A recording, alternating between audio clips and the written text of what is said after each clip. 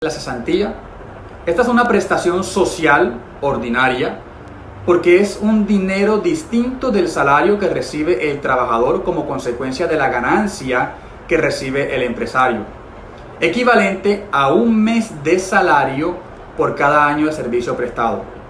Es un derecho de todo trabajador que una vez causado es cierto e indiscutible, es decir, es irrenunciable y no es susceptible de conciliación, transacción o negociación. ¿Cuántos regímenes de cesantía existen en la actualidad? 2. Está el régimen tradicional o retroactivo y el régimen especial o anualizado, que aplica a los contratos de trabajo suscritos a partir del 1 de enero de 1991, conforme lo dispone la Ley 50 de 1990. Características de uno u otro régimen. El régimen tradicional o retroactivo, las cesantías están en poder del empresario y se pagan directamente al trabajador al finiquito del vínculo laboral. En el régimen especial o anualizado, las cesantías no se pagan directamente al trabajador, se consignan en un fondo de cesantías que las administra y que es elegido por el trabajador entre el 1 de enero y el 14 de febrero del año siguiente. En ambos casos se causa un interés sobre la cesantía equivalente al 12% y se liquida con el último salario devengado en el último año de servicio o, si ésta ha sido variable en los últimos 3 meses, conforme al promedio de lo devengado en el último año o fracción de tiempo laborado.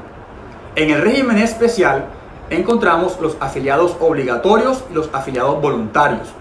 Los afiliados obligatorios son aquellos que suscribieron un contrato de trabajo a partir del 1 de enero de 1991 y los voluntarios son aquel grupo de personas que, estando en el régimen tradicional, voluntariamente y por escrito le informan a su empleador la iniciativa y la intención libre y voluntaria, libre de vicios, de acogerse al régimen especial.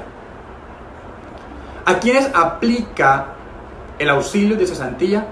A toda persona que tenga un contrato de trabajo vigente, bajo la modalidad de contrato a término fijo o a término indefinido, un contrato verbal o escrito, un contrato por duración de la obra o labor contratada, a las trabajadoras del servicio doméstico, internas, externas o por días, a los trabajadores en periodo de prueba y, algo muy importante, a los trabajadores de la obra o construcción. El legislador previó un régimen especial y exceptivo para la liquidación de vacaciones y cesantías. Este aplicará a aquellos trabajadores de la obra que trabajen durante un mes o más, y las cesantías se causarán por cada mes.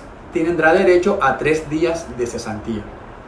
Los trabajadores de la obra o construcción son aquellos que ejecutan actividades inherentes y propias a la construcción o edificación de casas y edificios, o las actividades anexas a esta, pero no se entiende que son labores de obra o construcción las de mantenimiento, conservación o mejora de la edificación o de la casa. ¿Quiénes pueden hacer retiro parcial de la cesantía?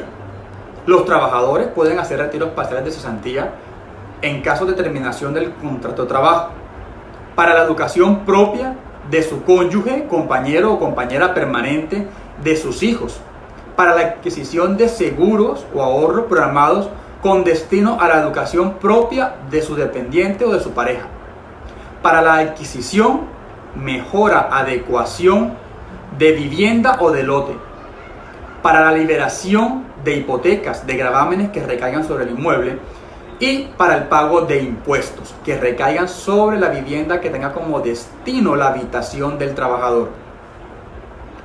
En ese orden, es válido decir de que también podrá ignorar el trabajador las cesantías para pago de préstamos con destino hipotecario. En ese orden, el trabajador podrá suscribir con el empresario un contrato de mutuo sin intereses durante el vínculo laboral y, a su vez, un contrato de garantía mobiliaria conforme al cual respaldará su obligación con los dineros que perciba y que tenga ahorrados en el fondo de cesantías. ¿Qué conceptos se han de tener en cuenta para liquidar la cesantía? Todo aquel que sea salario, incluido el auxilio de transporte, que como se indicó en el video anterior, es aquel que se causa en favor de los trabajadores que devengan hasta 2 salarios mínimos legales mensuales vigentes. Algo muy importante, y es con destino a las empresas que se dedican a la construcción de obras. El decreto 2375 de 1974 eliminó la obligación que tenían estas empresas de contratar la cuota de aprendices, pero se creó el Fondo Nacional de Profesionales de la Industria de la Construcción. Este fondo es administrado por el SENA con asesoría de la Cámara Colombiana de la Construcción. La resolución 1449 de 2012 expedida por el SENA reglamentó que todo empresario de la construcción que tenga 40 trabajadores deberá consignar con destino al fondo un salario mínimo legal mensual vigente o fracción o equivalente de dinero que corresponda a un número de trabajo inferior a los 40. ¿Qué pasa si el trabajador no hace este pago? ¿Qué pasa si el empresario no hace este pago? Pues la misma resolución prevé una cuota presuntiva equivalente al 25% del costo de la obra. ¿Cuándo prescribe el auxilio de cesantía? Como todo derecho laboral, prescribe a los 3 años siguientes a su causación. Algo importante y que deben tener en cuenta los empresarios es que la norma también prevé unas sanciones que deben tener muy presentes. Cuando el empresario paga las cesantías y no las consigna en un fondo, sino que se las entrega directamente al trabajador, el artículo 254 del Código Sustantivo del Trabajo prevé de que estas se perderán, se tendrán como no pagadas y sin derecho a su reembolso. A su vez, la Ley 50 de 1990, como se indicó, prevé de que cuando el empleador no consigne las cesantías entre el 1 de enero y el 14 de febrero, a partir del 15 de febrero se causa una sanción equivalente a un día de salario por cada día de retardo.